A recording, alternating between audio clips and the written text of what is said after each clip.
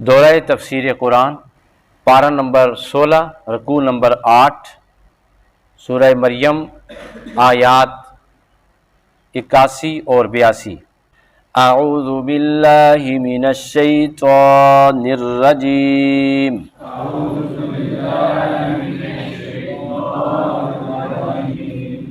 بسم اللہ الرحمن الرحیم۔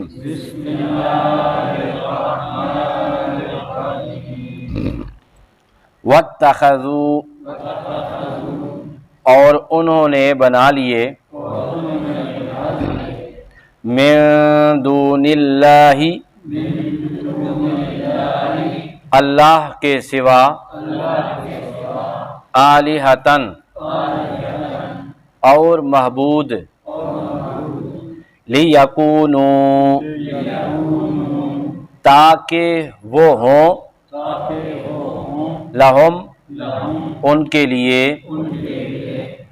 عزا، مددگار، عزا، طاقت، یہ دونوں معنی ہے۔ کلا، ہرگز نہیں، سیکفرون، وہ جھوٹے خدا انکار کر دیں گے، بعبادتہم، ان کی عبادت کا، وَيَكُونُونَ، اور وہ ہو جائیں گے، علیہم، ان کے، ضدًا، دشمن۔ صدق اللہ العظیم۔ سیدنا و مولانا محمد وعلی آل سیدنا و مولانا محمد وبارک وسلم وصلی علیہ۔ اچھا دیکھیں، انبیاء کرام علیہ السلام نے اپنی تبلیغ کا آغاز دنیا میں عقائد کی اصلاح سے کیا۔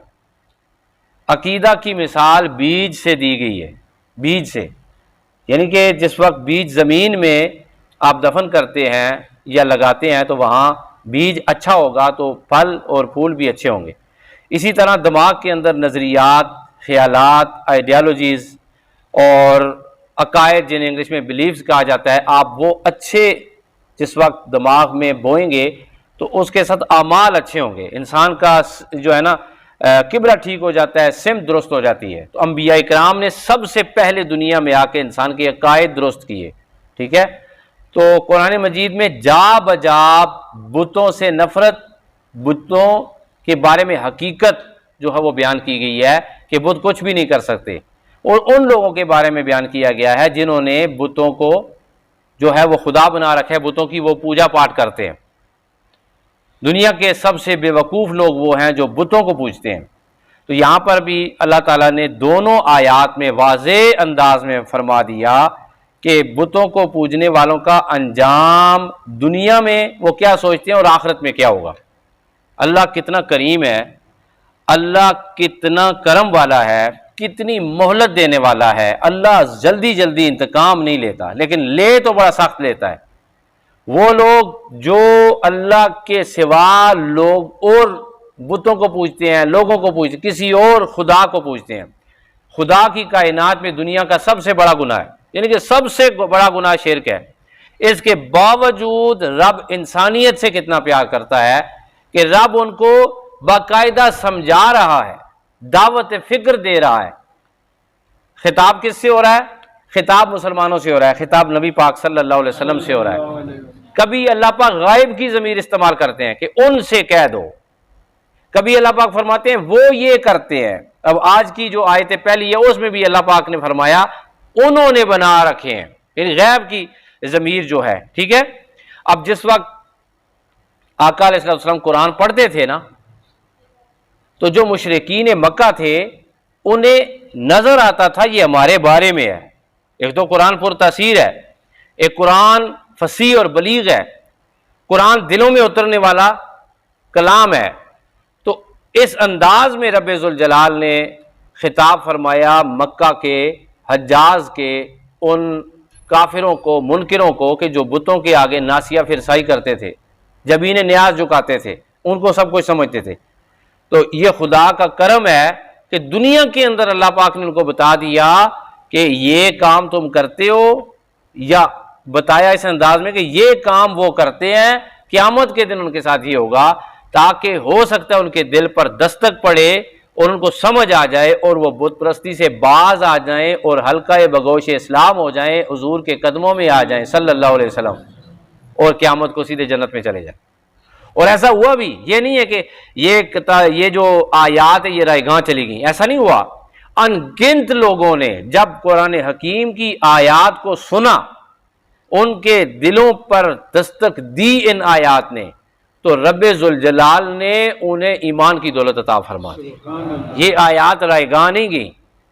اور ہم پڑھ کے کیا حاصل کر سکتے ہیں؟ سب سے پہلی بات، ان آیات کو پڑھ کر ہمارے دل میں ہدیہ تشکر کا جذبہ پیدا ہونا چاہیے۔ اے خدا، شکر ہے تو نے ہمیں اپنی ہی ذات کے سامنے ناسیہ فرسائی کرنے کی توفیق عطا فرمائی، اپنی ذات کا ساجد بنایا، ہماری جبین نیاز کو اپنی ذات کے سامنے جھکایا۔ یہ خدا تیرا کرم ہے، تیری توفیق ہے۔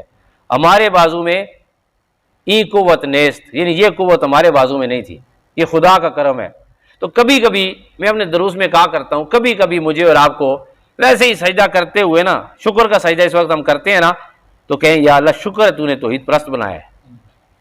اپنے ہاتھوں سے بنائے ہوئے بتوں کے سامنے بے وقوف بن کر سجدہ کرنے سے بچایا ہم سب کو، نمبر 1۔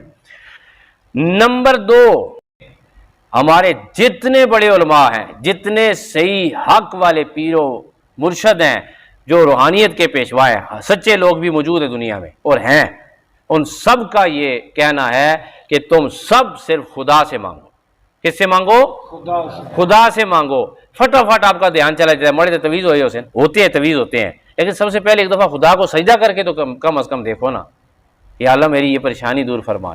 اول راستہ خدا کا اپنانا چاہیے، پھر ڈاکٹر کے پاس بھی جائیں، پھر رات کو آ کے سجدہ کر کے دعا کریں، دوسرے دن حکیم کے پاس جائیں، پھر رات کو آ کے سجدہ کریں، تیسرے دن کسی دم کروانے والے کے پاس بھی چلے جائیں کہ یا اللہ یہ تیرا ہی کلام پڑھ کے پھونکتا ہے، شفا ملتی ہے، شفا بھی تو دیتا ہے، رات کو پھر آ کے سجدہ اللہ پاک کی بارگاہ میں کریں اور دعا کریں یا اللہ شفا عطا فرما۔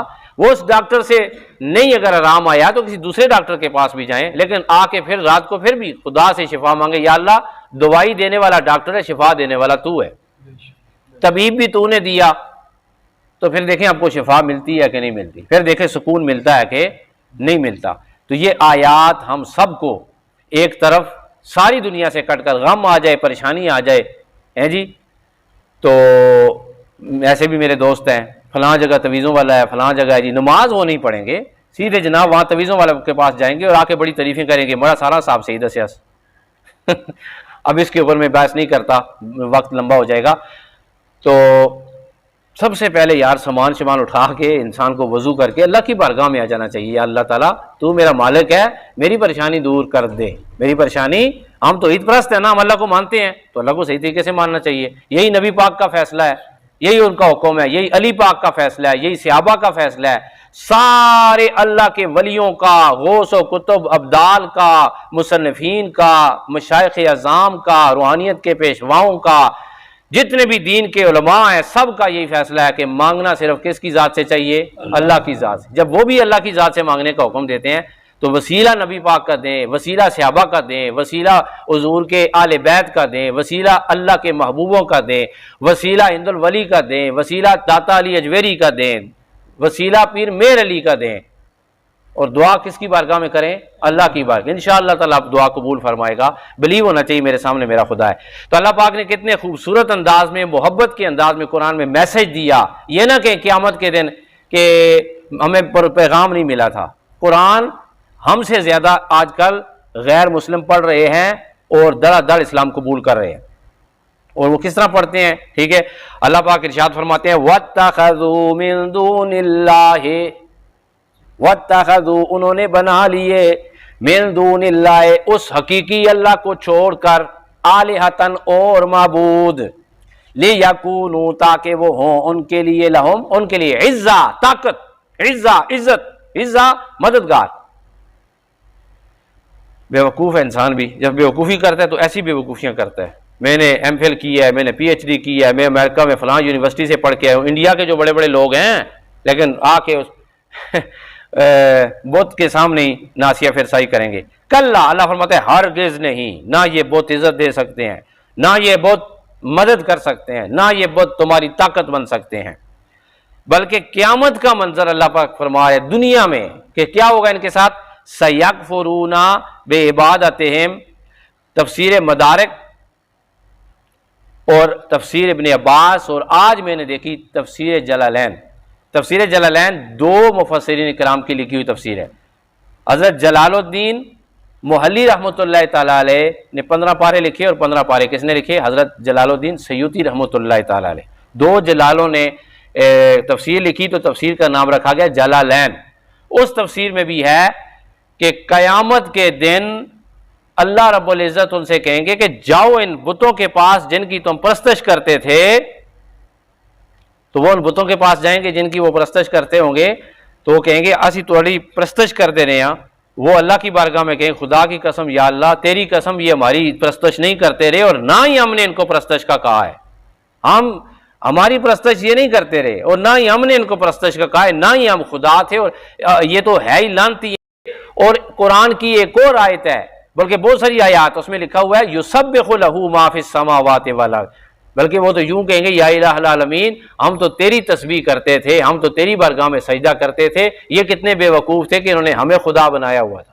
تو قرآن مجید میں ہے سَيَكْفُرُونَ، وہ انکار کر دیں گے، بِعِبَادَتِهِمْ، ان کی عبادت کا، کہ ہماری عبادت یہ نہیں کرتے تھے، وَيَكُونُونَ، وہ ہو جائیں گے عَلَيْهِمْ، ان کے ضدًا، دشمن، وہ آپس میں لڑیں گے۔ پھر یہ کہیں گے تسی ساڑے خدا سو، یہ کہیں گے ہم آپ کے خدا کب تھے، تو وہاں بھی یہ ذلیل ہوں گے۔ اللہ فرماتے ہیں دنیا میں بھی ان کی ذلت ان کا مقدر ہے، آخرت میں بھی ذلت ان کا مقدر ہے۔